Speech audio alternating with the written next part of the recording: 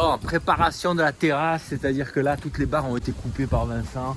Là, maintenant, on va tout mettre d'équerre, on va bien implanter les UPN par rapport à la façade et à placer définitivement les barres. J'espère même, si la pluie ne nous vient pas nous déranger, de les pointer au poste à souder pour que ça bouge plus. C'est d'équerre, on n'en parle plus, et puis ensuite, on attendra d'avoir le bois. Alors, le bois, c'est pas si évident là. Je suis un peu dégoûté pour être exact. Je suis passé chez Gédimat ce matin et en fait, vous allez voir là des images de un petit peu tout ce que j'ai vu. En fait, il s'avère que le bois composite que j'ai posé chez un client il y a 2 ans, hein, c'était des amis à moi, c'est eux qui l'avaient choisi chez Gédimat. C'était sans doute moi qui l'avais payé et posé et facturé, mais bon, j'étais certain que le tarif c'était 25 € hors taxe le mètre carré, plus ou moins quoi. Pour être honnête, je pensais même que c'était genre 26 € TTC mètre carré. En fait, pas du tout. C'est le modèle que vous voyez là sur le catalogue qui a priori coûte 59 €. En réalité, ça fait dans les 50 balles hors taxe, je crois. Si on veut voir le devis précis, c'est ça. Lame, terrasse, swing, c'est celui-là, ouais, c'est ça. 49 € hors taxe le mètre carré. À ça, il faut ajouter une petite bande de caoutchouc qu'on mettra sur chacune des lambourdes qui sont en acier pour le bon vieillissement.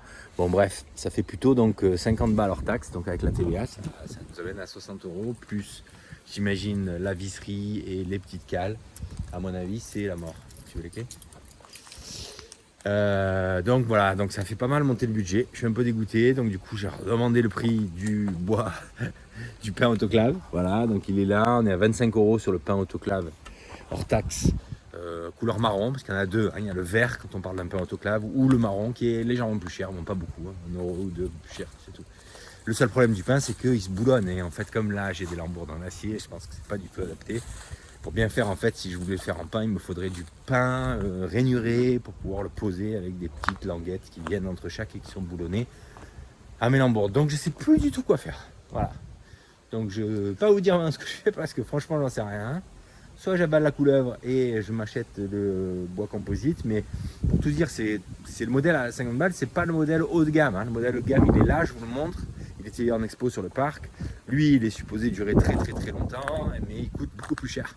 Il coûte, je crois, dans les 79 ou 89 € le mètre carré. Donc là, c'est super cher. Le prix du bois exotique. Bref, je sais plus quoi faire. Donc pour les anthrax, on va mettre 30 cm. C'est vraiment l'anthrax le plus serré du pire des scénarios. C'est-à-dire, si on met un bois composite, pas le modèle très haut de gamme, eh bien, un anthrax de 30, c'est ce qui est préconisé par les fabricant. Donc du coup on va mettre ça. Qui peut le plus peut le moins. Si je choisis du pain, bien avec mon anthrax de 30, je serai bon quand même. Voilà. Deuxième chose qu'on fait aujourd'hui, c'est ce que je vais faire tout de suite, c'est que je vais prendre toutes les codes de toutes mes menuiseries. Et cet après-midi, on va tâcher de faire des économies sur les tôles et les habillages de mes menuiseries que vous avez vu dans l'épisode 7, si je ne me trompe pas, ou 8, je ne me souviens plus. Ces tôles, on va faire un petit essai, c'est-à-dire qu'au lieu de les commander sur mesure, on va, et puis d'aller chercher, et puis du coup de les payer quand même relativement cher, hein. C'est ça dont on parle. Eh bien, on va aller chez Altema, parce qu'il se trouve que chez Altema, ils ont à disposition une petite plieuse. Voilà. Et donc, du coup, on va s'improviser avec Vincent, découpeur et plieur sur mesure, et on va voir ce que ça donne. On va tester cette méthode-là pour faire des économies, et puis aussi parce que, faut dire la vérité, ça nous intéresse un peu de jouer avec ces petites machines. Voilà, allez. Hé Vincent. Ouais. Dernière soudure, là. La dernière. Der. Ne regarde pas, hein. Le téléphone il peut regarder, mais pas toi.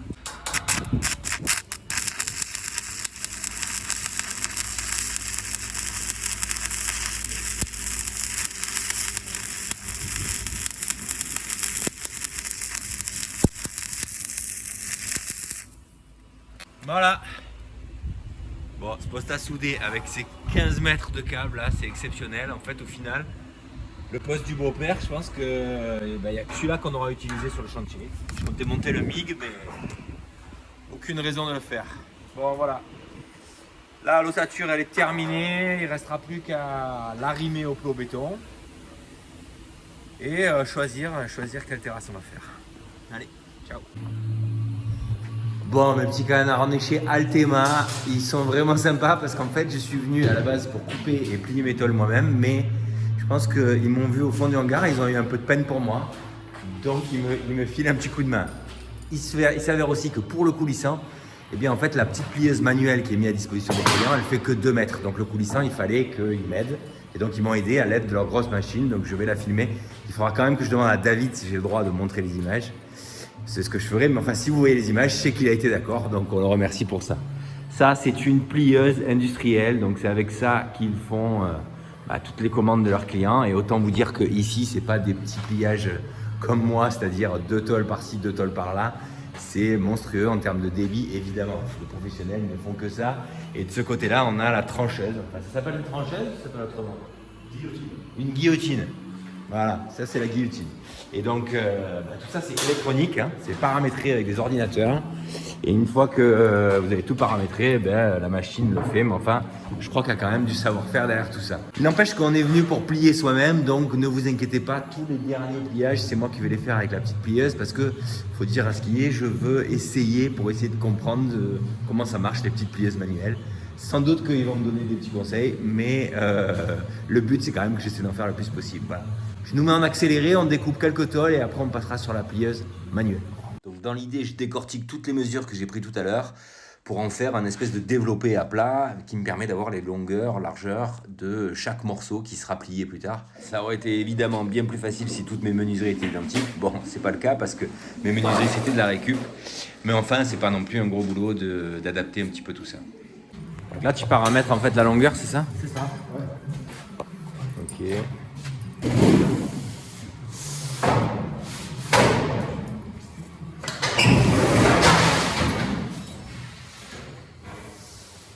Incroyable.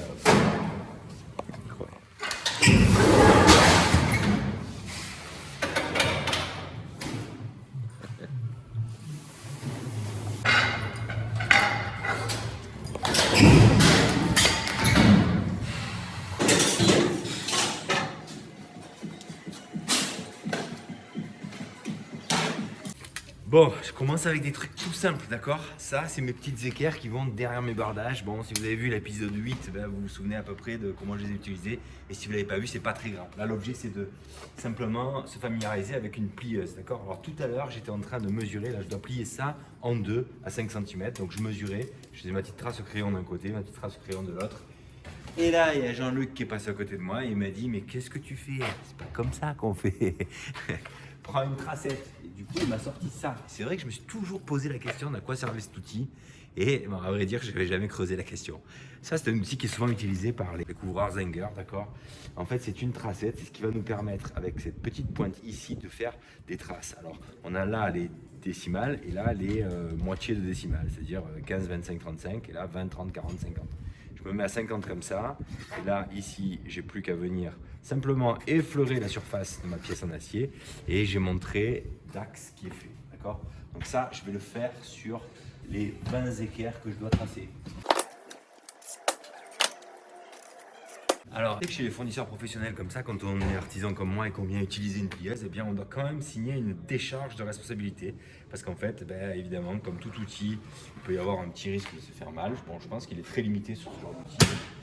Mais enfin, étant donné qu'il y a un risque, eh bien, le monde dans lequel on vit fait qu'on est obligé de signer une décharge de responsabilité, ce que j'ai fait en arrivant. Voilà, mais je vous rassure tout de suite, j'ai pas l'intention de me faire mal. Et merci Jean-Luc pour ta tracette.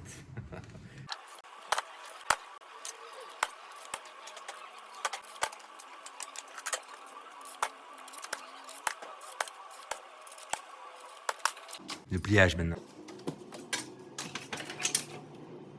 Bon, là j'ai plus qu'à venir me mettre sur mon trait.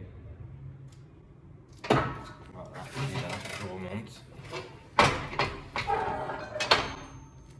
Et ma pliure, elle est impeccable. C'est magique, j'adore.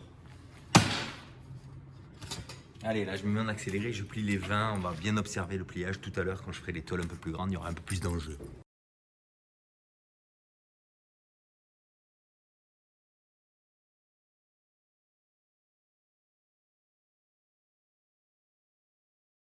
Bon, mes petits canards, là je suis embêté parce que j'ai dit à Vincent, filme-moi comme ça, je vais te montrer comment on découpe les plaques avec cette machine. Parce qu'en fait, il y a un petit accessoire qui permet de découper. Et là, il y a les deux patrons qui du coup sont venus derrière moi, du coup j'ai la pression au maximum. Bon, Jean-Luc m'a un petit peu expliqué, mais bon, ouais.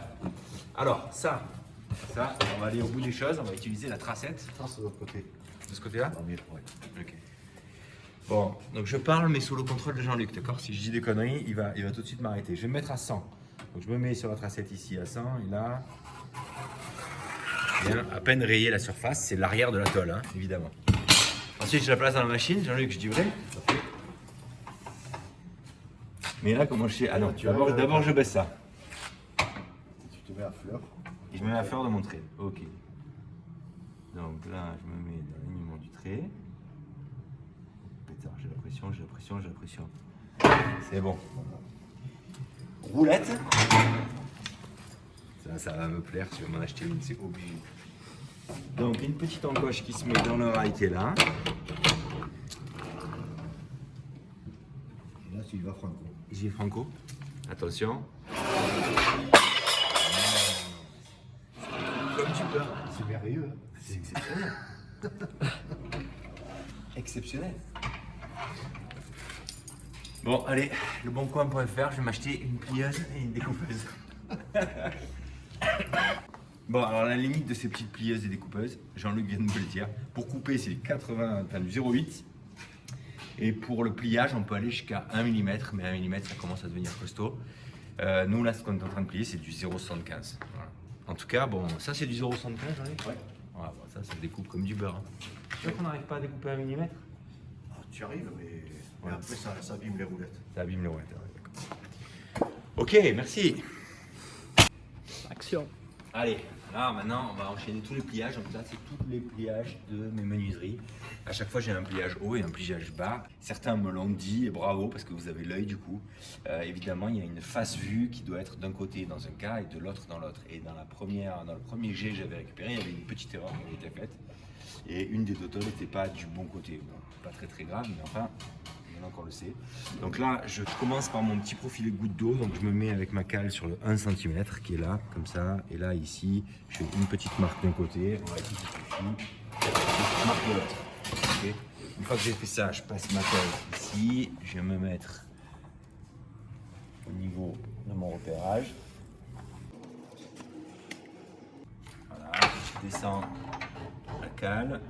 Ok, là je suis bon. Et là je plie à, il m'a dit 135 degrés. Bon, le fait est qu'en fait, il faut que le profil des gouttes d'eau il revienne bien en arrière pour être efficace. Une fois que j'ai fait ça, je reprends mon petit traceur là, qui est exceptionnel ce truc.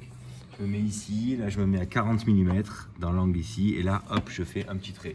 Je fais pareil de l'autre côté, 40 mm là, et là je fais mon petit trait.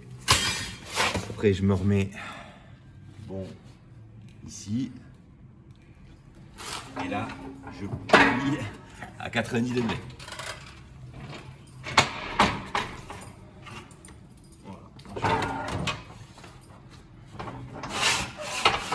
Celle-là elle est faite. Donc là j'ai plié face vue dessous. Maintenant je vais faire l'inverse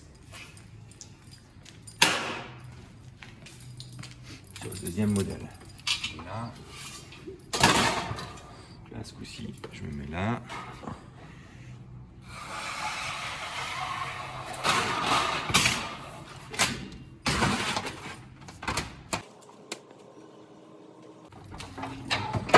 Bloc.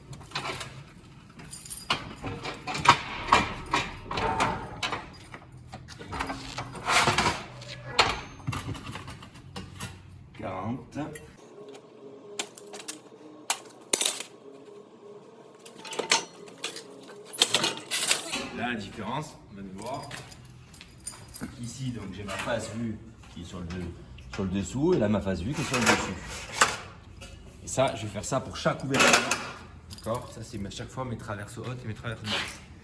On va se mettre en accéléré et je vais tout plier. En réalité, c'est ultra rapide. Je suis hyper content. Bon, évidemment, pour ceux qui se posent la question, sur le côté de la machine, il y a un petit repérage avec les degrés du pliage que vous appliquez. Bon, il se trouve que vous n'êtes pas obligé de le regarder pour des pliages simples comme ça, il n'y a pas vraiment d'enjeu. C'est assez facile visuellement de faire le bon angle du premier coup. Ça y est, j'ai fini. Voilà, terminé, bonsoir. Je plie, je vais rendre la tracette à Jean-Luc et je retourne à la maison container. Bon, mes petits canards, vous me connaissez. Donc là, maintenant, je m'apprête à vous dire combien j'ai payé.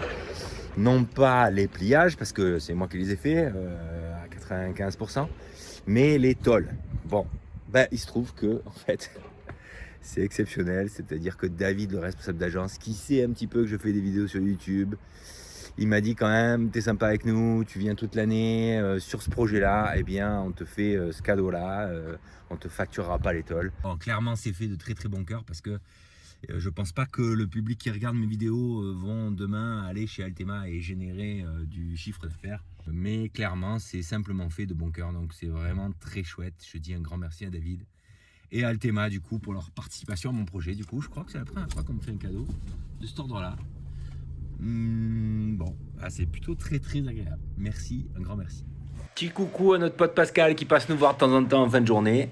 J'en profite là pour vous montrer le tableau des coûts. En réalité, il n'a pas beaucoup évolué à part quelques cartouches de silicone, un petit peu de compribande pour cette menuiserie et d'autres, et quelques baguettes de soudure pour la terrasse. Donc voilà où en est le tableau des coûts de ma maison conteneur. On va le tenir à jour jusqu'à la fin du chantier. Vous nous avez vu mettre le cadre, du coup on a changé de méthode. Là on a fixé tout le cadre à la menuiserie en PVC et ensuite on n'avait plus qu'à la glisser en fait dans l'entremissure. C'est pas mal comme technique, je pense qu'on a gagné un peu de temps. Bon, je ne sais pas encore précisément, mais je vous le dirai.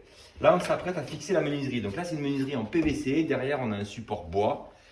Eh bien, j'utilise de la visserie qui est de la visserie spécifique pour les fenêtres PVC, d'accord?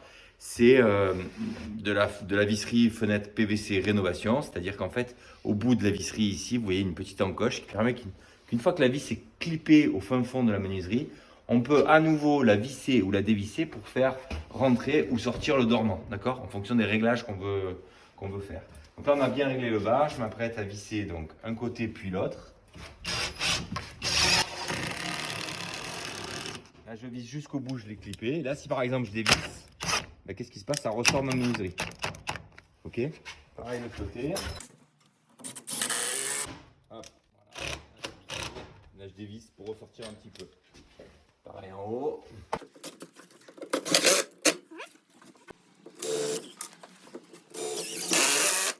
Allez, niveau à bulle.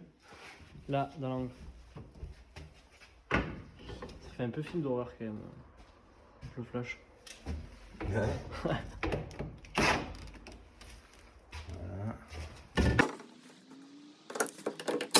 Là, je fais un pré-réglage simplement pour qu'on puisse fermer la menuiserie et puis c'est demain en fait qu'on fera les réglages définitifs. Peut-être que vous ne verrez pas faire, mais enfin c'est pas l'objet. Si vous cherchez des tutos sur la pose des menuiseries PVC en rénovation, j'ai un tuto sur ma chaîne de ce cas de figure là. N'hésitez pas à aller le voir si vous savez que ça peut vous rendre service.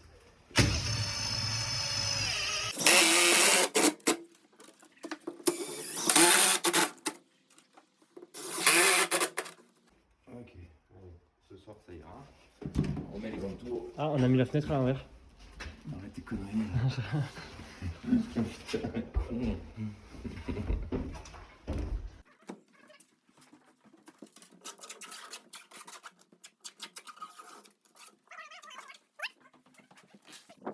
Ciao, je vais me tuer. J'ai pas fini en bulle, moi.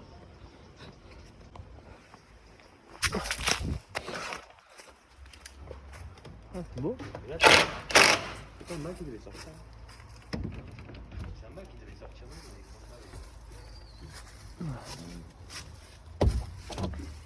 Magnifique. Tu veux que je sorte un peu là? Ouais. Et un peu celle du milieu du coup.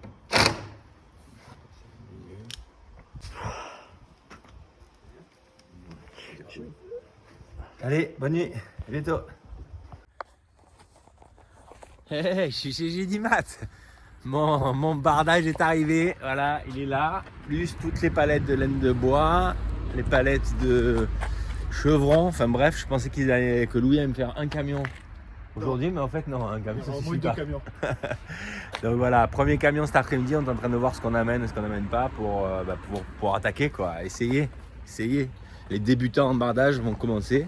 Et ça c'est des accessoires ça? Ça, c'est des vis spéciales pour fixer sur le truc. Ok. Et donc, elles sont toutes gelées ces tôles. Ouais. Tu me les dégèles, hein?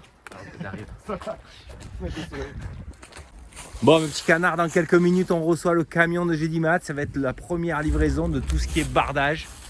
Du coup, ce matin, on est à la Gédimat, on a eu 2 bonnets en cadeau, d'accord? Pour un camion acheté, 2 bonnets. Et quand on aura le deuxième camion, peut-être qu'on aura 2 casquettes. Je rigole, hein. C'est ça pour mon pote Louis. Merci pour les bonnets, Louis. Merci. Bon, on va s'installer tranquille. On va recevoir ce camion. Et là, l'idée, c'est qu'on n'attaque pas le chantier parce que déjà, les matins, il fait vraiment trop froid. On va simplement vérifier la méthode, c'est-à-dire vérifier la méthode de pose, parce qu'encore ce matin, en reprenant un peu mes petits croquis et tout, je me disais, il y a plein d'incohérences. D'ailleurs, peut-être que ça va lever des incohérences. Là où on avait croisé un peu les skis, c'était sur l'empilement du pare-vapeur, de la lame d'air, de la feuille d'OSB et du bardage métallique, mais ça, vous le verrez plus tard. Vous inquiétez pas avec ça, simplement, on avait prévu autre chose au départ. Il est là, le camion, mes petits canards, il est là. Allez, premier camion de Gédimat. On va voir un peu comment on se décharge.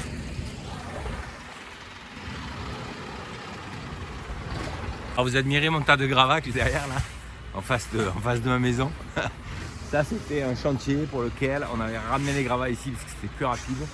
Et on devait louer un gars qui venait du 13 et qui avait une espèce de concasseur mobile. Il venait, l'idée c'était je viens une journée, on avait 20 tonnes, on a un peu enlevé là déjà, mais en une journée, il nous transformait tous les gravats de notre chantier qui étaient une perte en fait en gravats recyclés sous la forme de ballast ou enfin pour faire de la sous-couche, des trucs. Ça me paraissait super intéressant, sauf qu'entre le moment où les gravats sont arrivés et le moment où j'ai appelé le mec pour que il vienne nous faire sa journée de location, ça va aller dans les 700 balles la journée, un truc comme ça, pour traiter 20 tonnes. C'est pas si mal que ça en réalité.